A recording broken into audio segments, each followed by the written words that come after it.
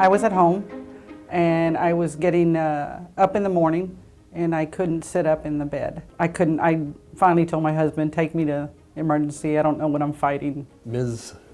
Gonzalez suddenly developed nausea, vomiting, and vertigo.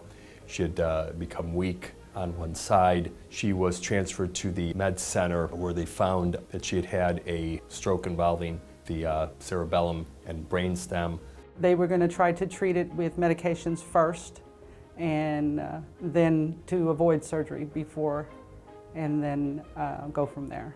She was admitted to PAM rehab in late July. She thankfully had recovered neurologically quite a bit before she came to rehab. She was very determined to return to work and get her neurological deficits resolved as quickly as possible. We had a lot of neuromuscular re-education exercises working on standing balance, and also we would retrain her with her ambulation. We had to use the walker first because she couldn't keep her balance steady, so she needed an assistive device. Prior to her stroke, she was completing all of her everyday tasks without a walker.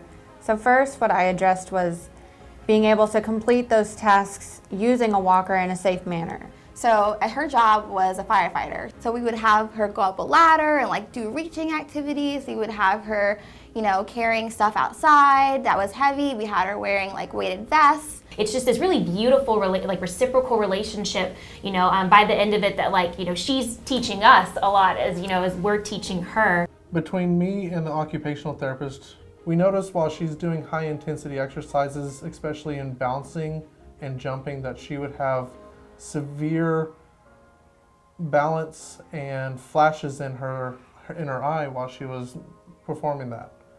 We started performing exercises for the vestibular and ocular motor exercises to narrow down the problem with that. We dived into performing various exercises to perform fine motor control and gross motor control of her eye movements. Sandra's become part of our family here. She has come in every day and been excited to work. Everyone was really helpful. I was able to get my phone and do FaceTime, but even though the physical help was the hardest for me. Interaction with the staff, they were very helpful. Anytime I called, they were there, within a minute, helping me out. It's very gratifying, not only to me as a physician, but to the whole team, including the therapist and the nurses and the case manager who works with patients like this. Our goal is to always get patients home, and we encourage to, again, fine-tune patients even after they leave the inpatient rehab.